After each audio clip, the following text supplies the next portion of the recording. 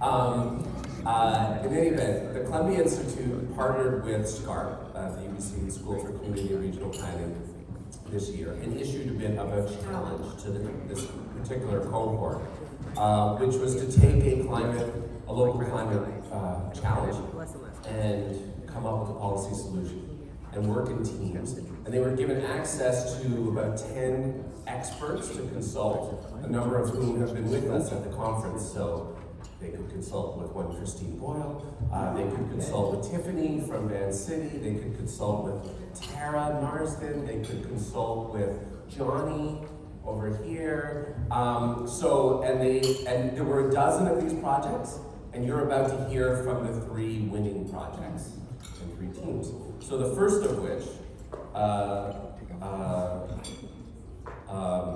is focused on decarbonizing cities and urban areas. So each group is going to have 7 minutes to present what they came up with, and then we'll have 10 or 15 minutes for people to ask questions of the 3 teams. So first team, Anthony Chung, Andrew Lum, Fraser Cameron, Bertie Ng, Daniel Chu, and Kareem Passay. Here they are.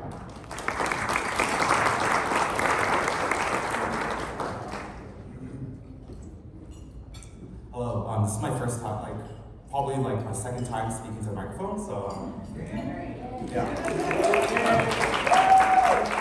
Anyways, hi, I'm Anthony. I'm joined with my team today. Thank you for the introductions. And today we're speaking on Decarbonizing Cities with our sponsor in mind, Van City. And I would like to start off today with an acknowledgement that we are on the unceded ancestral territory of the Musqueam, Squamish, and Tsleil-Waututh people.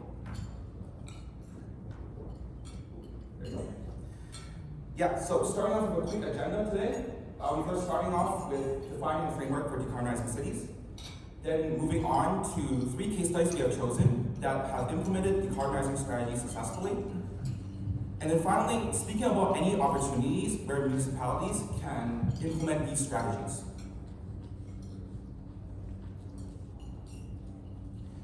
Vancouver's rapid urbanization and the loss of biodiversity has greatly increased carbon emissions. And decarbonizing means to stop or reduce carbon emissions from being released into the atmosphere. And some simple methods include afforestation, utilizing renewable energy, engaging in a circular economy, and practicing other CO2 reduction methods.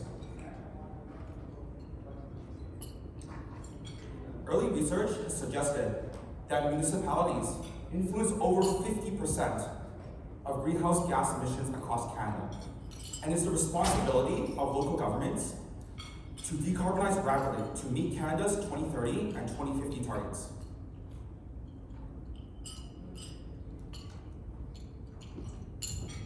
Okay, so this graph shows the timeline of carbon emissions by economic sector, and the top carbon sources are transportation, fossil fuels, and buildings.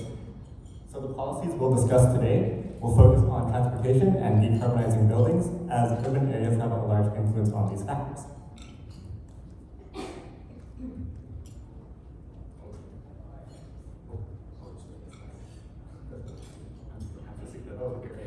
Okay, we'll look at 3 case studies: Singapore's Kampong Admiralty, Amsterdam's The Edge, and London's US. Our first case study is a building called Kampong Admiralty, located in Singapore. Completed in 2017, it is a mixed-use development sitting on 0.9 hectares of land and was designed by Woha Architects for the Housing and Development Board of Singapore. It features seniors housing, a medical center, a daycare, a food court, supermarket, and community garden. One of the most outstanding achievements of this development is that it has over 100% green plot ratio, meaning that every square foot of the site area is replaced by greenery based on foliage calculation ratios, ensuring that no greenery is lost. The policies that went into this project were the Green Building Master Plan's 80-80-80 goals and the LUSH 3.0 green plot ratio policy.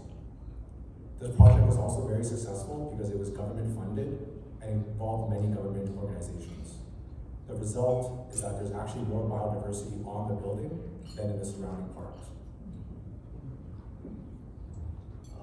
Our Second case study is Amsterdam's The Edge building.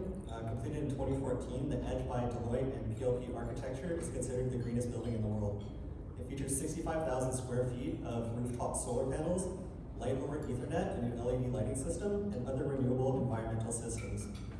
Amsterdam is aiming to be emissions-free by 2030, having all suitable rooftops with solar panels by 2040, and the goal of being a completely fully circular economy by 2050.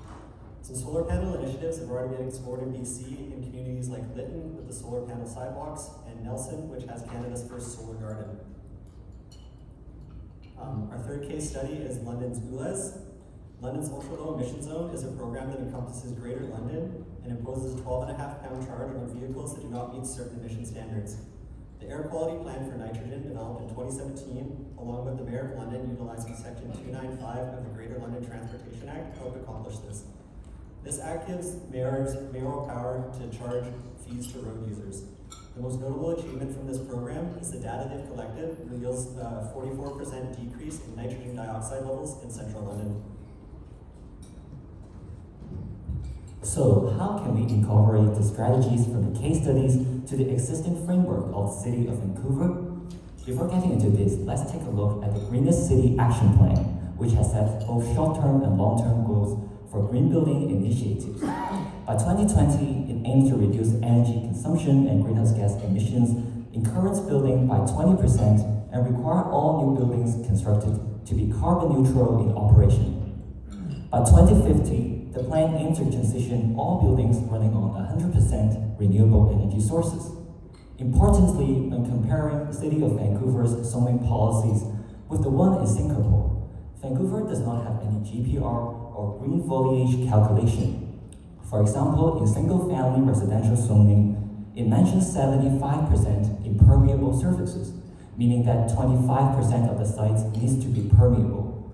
While in high-density zones such as downtown or Oak Ridge, they do not mention any green space ratio or GPR requirements at all.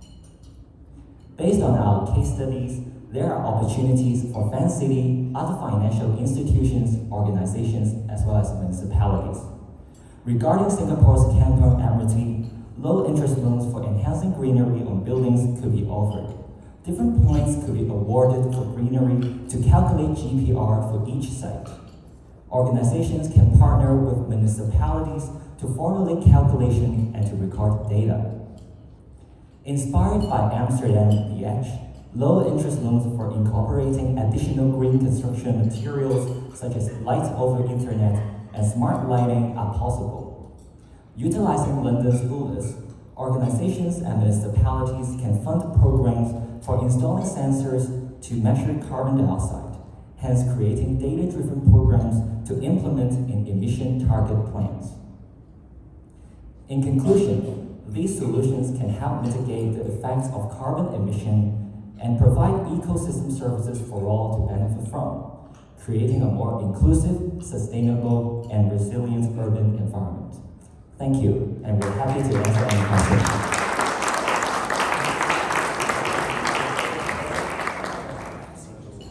All right, thanks very much, guys. Congratulations. Let me bring up the second group. And the second group is focused on how local governments can adapt to extreme heat. They are Sherry and Men.